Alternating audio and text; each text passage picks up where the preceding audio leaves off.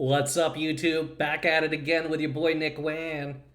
Sliced basics, and we are going to be doing data visualization through this entire thing. So if you saw the first two videos on exploratory data analysis, if you saw the modeling video, we're going to be using some of the stuff from those videos just to get us a little ahead, so we could get into the plotting and graphs and stuff.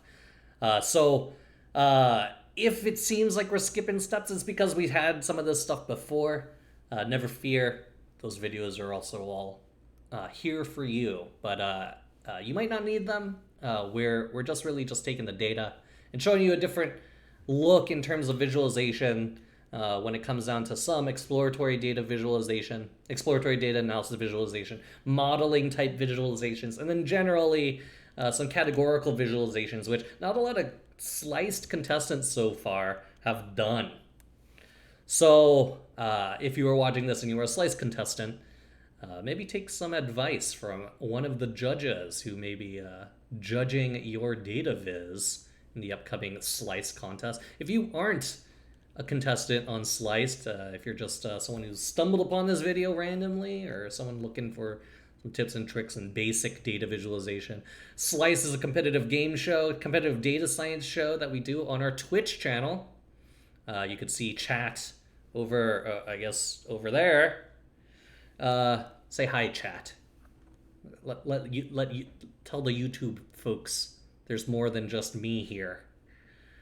We do this live Mondays to Thursdays, 8:30 p.m. Eastern until whenever I get too sleepy.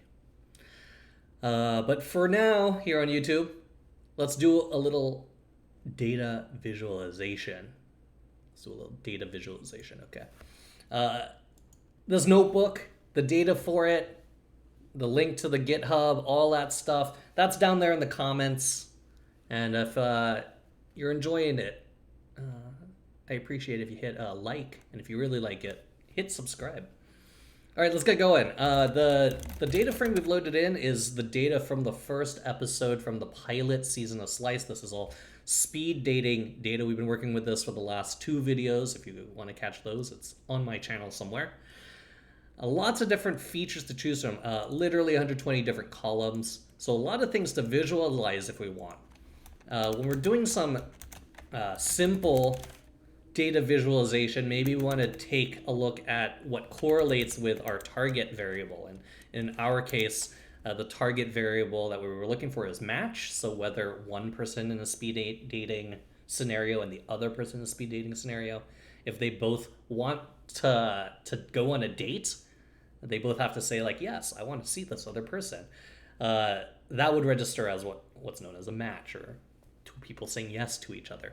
So we took a look at what correlates with matches. And if we sort this, if you do a data frame .core, this will give you just the Pearson R product moment correlation coefficient, your typical linear R correlation weight. Sort these values, and we could see what is the most correlating and the least correlating. We also have a data dictionary, which we have used a good amount now. This will tell us some of these columns, like match and decision, are not available in our test set, but you can see that decision and match have really high correlations in their data set. If we take a look at the bottom 10 features here, you can see a lot of them have like O, fun O. All of these relate to the actual rating. So when you're sitting across from the person, you're given a rating sheet that looks a lot like this. And this rating is, how do you rate them on a scale of 1 to 10 on attractive, sincere, intelligent, fun, ambitious, and shared interests and hobbies. And then ultimately, what was your decision? Do you want to see them again? Overall, how much did you like them? And how probable do you think that is that they will match with you? How probable do you think that is this person will say yes for you? So really the things that are, I guess, most important here would be these attributes, not necessarily the thinking or feeling on the match side. And that's what this shows here. So fun, shared interests, being attractive, intelligence, sincerity. These are all things that have some positive correlation. On the negative correlation side, you could see things that are like age. Maybe this is a negative correlate. As someone gets older, the less likely they are to match. Also, some other things which are more categorical, like the importance of race. This is a 1 or a 0. So as people say 1 more often, like race is more important, apparently this is not correlating with a match. And this may make sense if there's a lot of diverse folks in the speed dating session. Perhaps you're not going to match because you're not finding someone who fits your race profile that you want to date for. So a lot of negative correlation stuff, age, race, I guess like career. I don't know what career is, but a lot of these features we could actually start plotting around, right? So if we just have our regular data frame and we say, let's just create some, I don't know, box plots. And we could say, given the data, and X is match, yes or no, we could take a look at a box plot for, let's say, attractiveness. I don't even know if this is going to plot. Yeah, there you go. So you can see that more matches means they were probably hotter.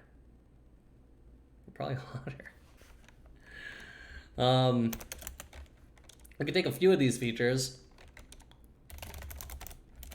Attractiveness, sincerity, intelligence, fun, shared interests. What was the other stuff? Sincerity, intelligence, fun, ambition. Okay. What does that say about me that I didn't remember ambition out of all these things? For call-in feats. Let's plot all of these. Throw in a D-spine just to make it look a little cleaner. And let's show all of them. And maybe title them. Let's say title.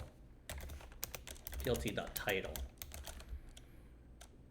But you knew where to find it, yeah. That's right. That's the important thing.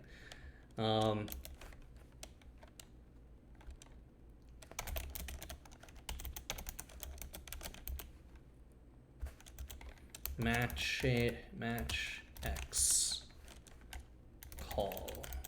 Just this.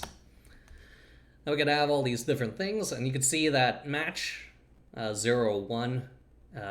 Attractiveness. If you're more attractive, you're getting more 1s. More sincere. Scored higher on intelligence. Scored higher on fun. Scored higher in shared interest. These all sort of make sense. Ambition, not significant. Maybe these are also not significant, right? It's possible that these are also not significant. We could do a little more here.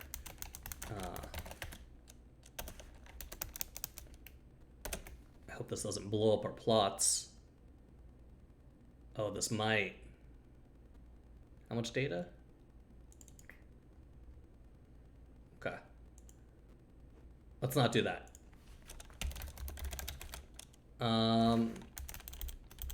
Let's take a random sample of, let's say, what do you think is going to be good here? 200. Oh no. It's all weird and in the same color. Okay. Let's fix that color. Okay. It's kind of nicer, you know, you could see sort of the distribution. Whether something is truly some outlier that's making the whiskers a little longer, or if there is a lot of data over there. This is one way to do some data visualization, if you want.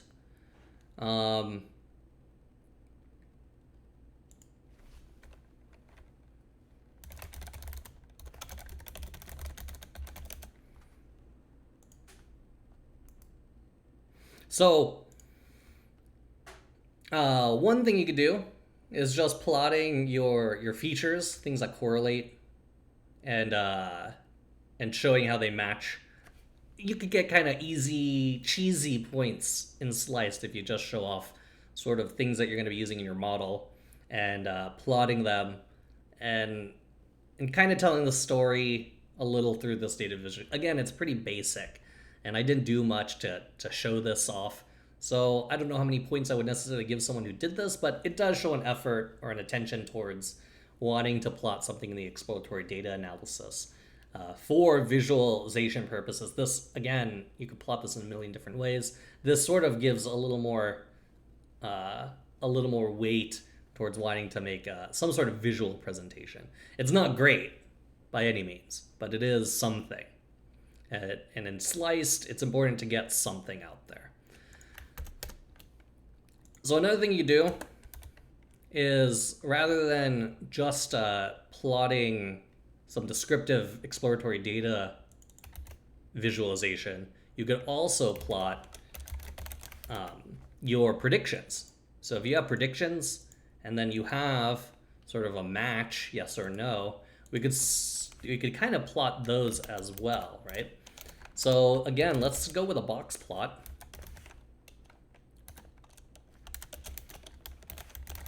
You might be wondering, like, Mr. Streamer, why all the box plots, bro? It's just typically easy and fairly descriptive. You can kind of see nice trends. Let's de-spine it again. Let's take a look here. You can see that our targets for match, they are typically higher in terms of prediction probability than our zeros. So the preds here, these are probability of whether or not they'd match. Greater values for the yeses, lesser values for the no. But it's not, 100%, right? You can see our median here is still pretty low, 30%, right? So if we did some more modeling, we had a better model than a logistic regression, or if we did more with the different features, we might see the accuracy of this model improve a lot. But for the most part, we're, kind of picking up some signal that, depending on the different features, the things that you rate your partner on and how they rate you, that's _O, that does have some value in terms of whether or not you both match. So perhaps something to say about interactions here.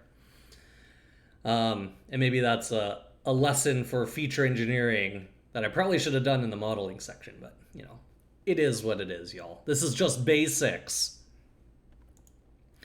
So this is a nice way to show perhaps how accurate is our model. Are we just getting noise? Are these the same? Or are we getting some separation of signal? Are we getting larger values in the match versus smaller values in the non-matches?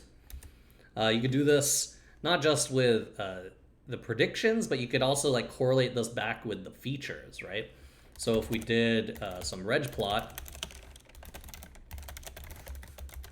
and we say x equals, say, attraction, y equals the preds. Let's de-spline that again. De-spline really just takes the borders on the right and the top off. Makes the plot breathe a little, ink to white space ratio. This doesn't tell us too much, but it does say that as someone gets maybe more attractive, the probability of saying they're going to match is higher. And this kind of makes sense when you think about speed dating and how you have to kind of make all your decisions based off really surface level things. Attractiveness, how much do I think this person's attractive? How much do I think this person is hot? That might be what we're seeing here. Need some jitter? Yeah, we could do that too.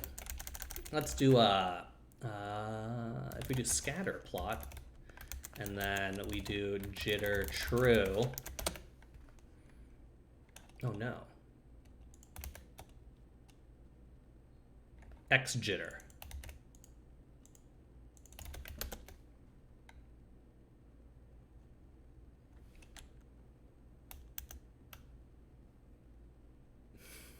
I think it's because they're all unique values.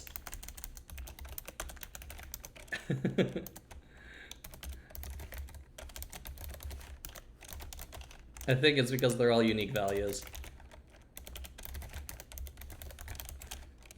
To the 1.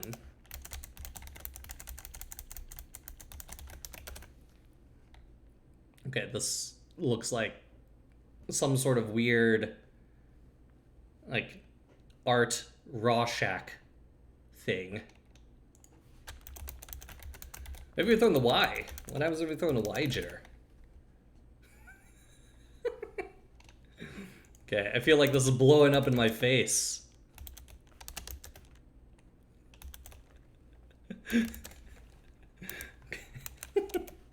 All right, maybe not the road we should have gone down for the visualization basics, y'all. So we can do this with attractiveness. Do the reg plot again. For call in feats, we could do this with all of these, and we could throw in the title again. Let's say whatever the column is, X match probability, and give it a little space below. Just add an extra line here.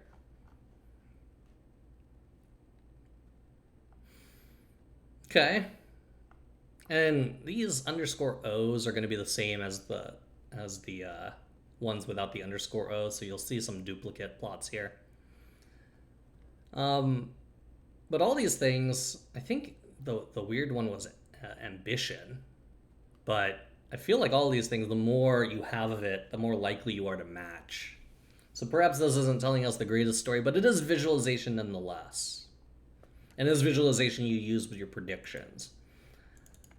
So that's one advantage here, is maybe sometimes when you're doing some of your sliced basic visualizations, you do some exploratory data analysis visualization, and you also do some model validity or model prediction exploration in terms of plotting stuff and trying to get those data visualization points. Sometimes it really is a quantity over a quality. So think if you're doing Slice as a contestant and you're the other 3 folks just did the same plot you did, maybe the deciding factor is that you went above and beyond and plotted a couple more things that, although basic, might get you a little more edge in terms of data visualization points.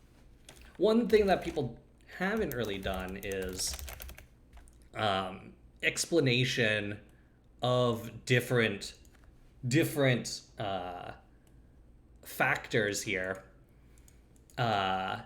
and what that might mean, maybe just not necessarily related to the modeling and to the exploratory data analysis, but just random stuff out there, because there's a ton of features here that don't get messed with, but perhaps might provide a little more interesting data visualization than expected. For instance, you could use some of this stuff, like the hobbies, right? What if we said gaming? What if we use the gaming feature here? Random non-model related data viz. What if we used X equals gaming, you know, and we plotted a reg plot for our data frame.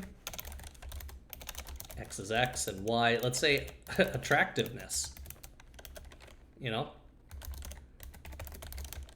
how attractive does someone who really likes gaming, what does that look like?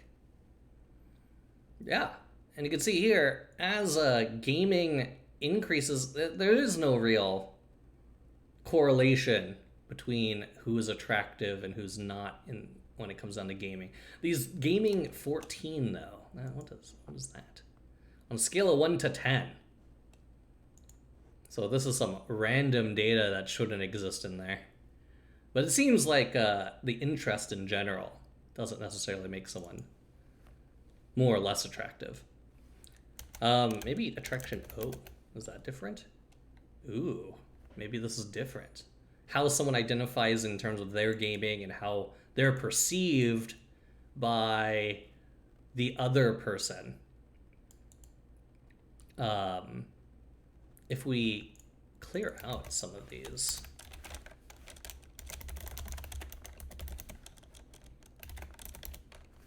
X center equal to 10, because that's what should happen. Okay, not significant. Maybe a slight negative. As someone is more into gaming, they might be seen as less attractive. You know? How about how about exercise? How about exercise?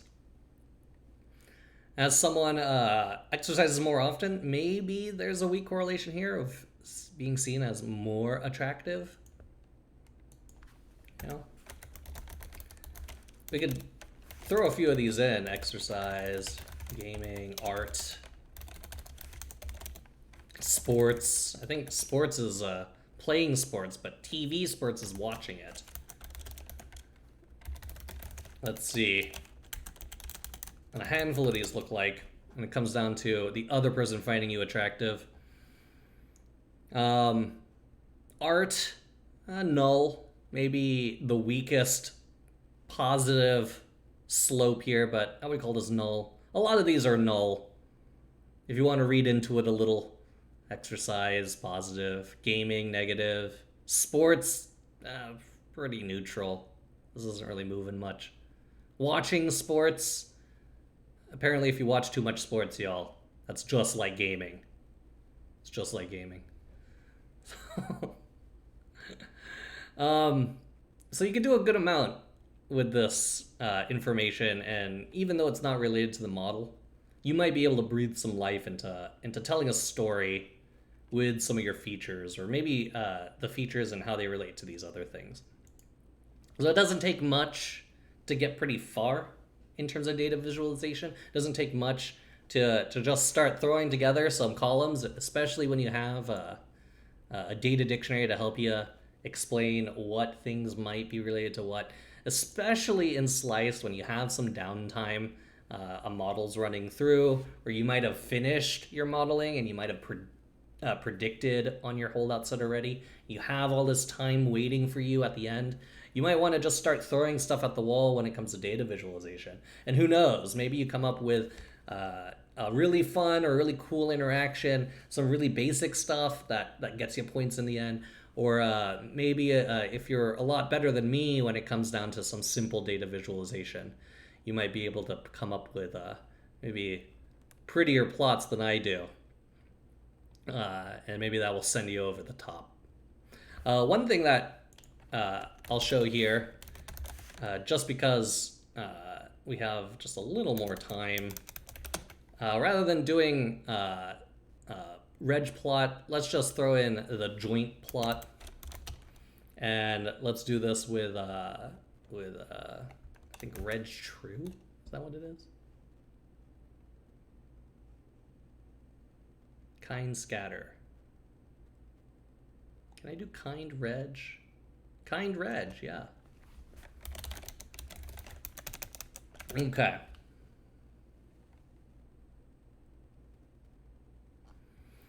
So if we do this with just some built-in Seaborn stuff, this is for the Python users out there, and a lot of data visualization packages will have some like cookie cutter, omnibus, lots of different plots on one graph kind of approach.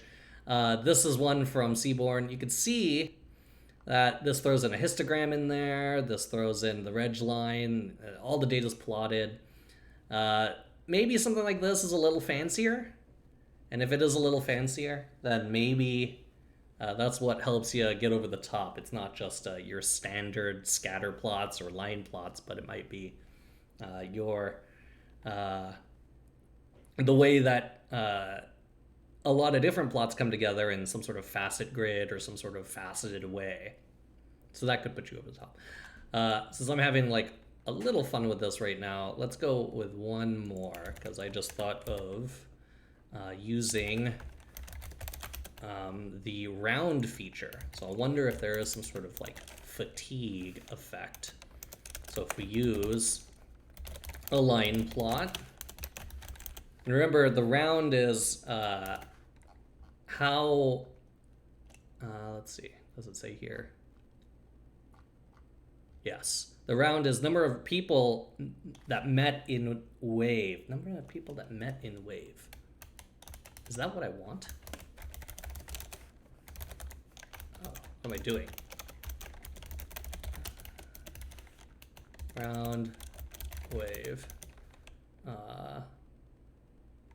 Drop duplicates.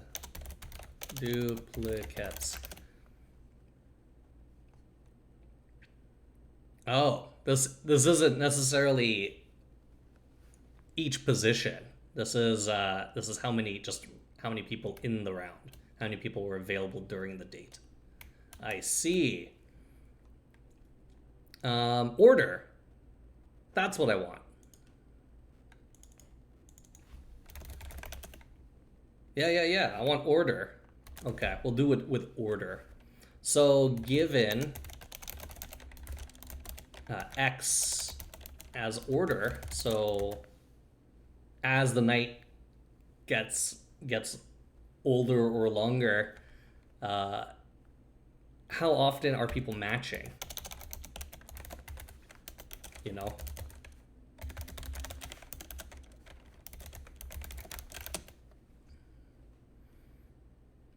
Ooh. It doesn't change too much, but maybe at the end here, if you feel like it's not necessarily going your way, maybe you just become more aggressive at saying who you want to match with, you know? It's possible. Do we want to hue by...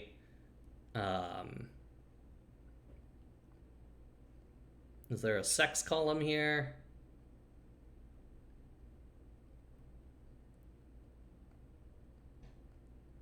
There has to be, right?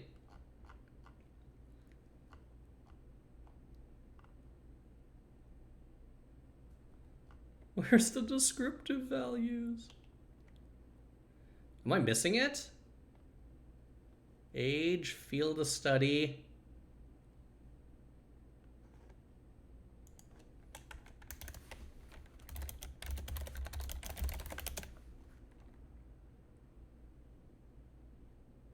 Gender. Okay, it's gender, not sex. I didn't make these terms, by the way. What is gender 1 versus 2?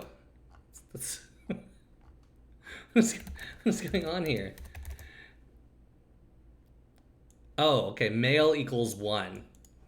That was very not clear. This is extremely not clear.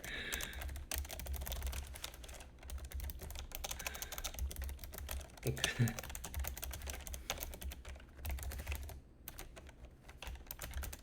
Let's just change that 0, 1, and this is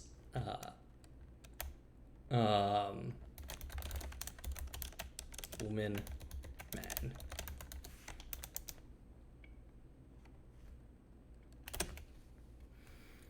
I'll just oh, what? Oh, it's because of data frame. Didn't put the right one in there. Okay, and then let's kick that legend outside a little. B box to anchor. I expect everyone to memorize that. I very recently memorized that, so. There you go.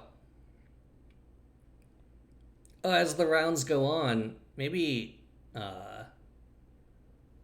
there isn't a difference in men and women and how they they rate, but maybe there's a lot of variability at the end. Maybe there's a lot of variability at the end. Who knows? Um, do the same plot, by the way, with I don't know. Do we want to do um, how often someone goes out? How often someone goes out?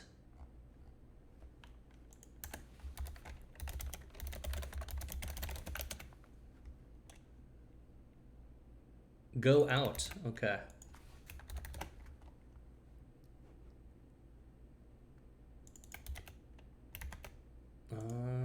How often someone goes out? All right, this is gonna get really messy. It's gonna get really messy. Okay. All right, this is clearly a data visualization um, that doesn't necessarily work too well. And sometimes that's okay. Sometimes when you're doing data visualization, you got to throw a bunch at the wall, and not all of them are going to have either null stories or pretty looking stories or significant looking stories or valid modeling stories or exploratory feature type stories. Some of them are just going to have no story. Some of them are just going to look like a bunch of spaghetti, an absolute confetti party. And that's okay. Sometimes you just got to throw a bunch of stuff there and see what happens. Visualizing data is one of the most important pieces to understanding your data, especially when it's a brand new data set. So the more attention you spend either in the exploratory side or at the end when you're just trying to gain an edge and get creative with some of the features or the predictions that you've made, perhaps that will send you over the top when it comes to Slice. And if you're new to data visualization and you're just trying to get some basics down in terms of data visualization, you can't go wrong with some of your basic plots like we showed here. Scatter plots, line plots, histograms, these are all good. When you're doing stuff over time, any line graph and some confidence intervals, those are fine too. And again, when it all hits the fan and it doesn't really look great, maybe that's okay. Maybe that tells you either need to engineer your data set a little to take in the data and visualize it the way you want, or maybe there's nothing there. So do what you will with this.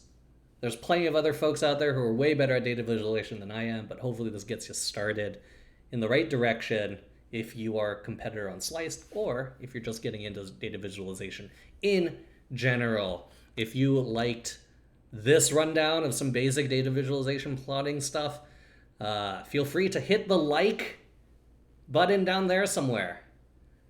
Also, subscribe if you want more data science content through this channel. You could catch us live over on Twitch, twitch.tv/nickwan_datasci. The link is down there below in the comments as well. And if you're interested in this notebook, interested in data, interested in any of the stuff we do here, all those links are down there too. So appreciate y'all hanging out and watching this. And we'll come back again with one more rendition of some Slice basics very soon. Say bye, chat. Say bye, chat.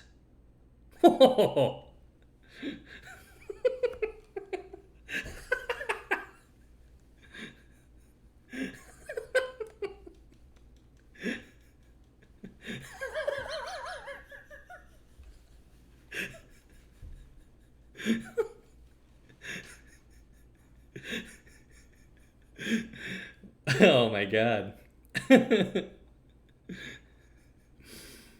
Oh, good job, Sri.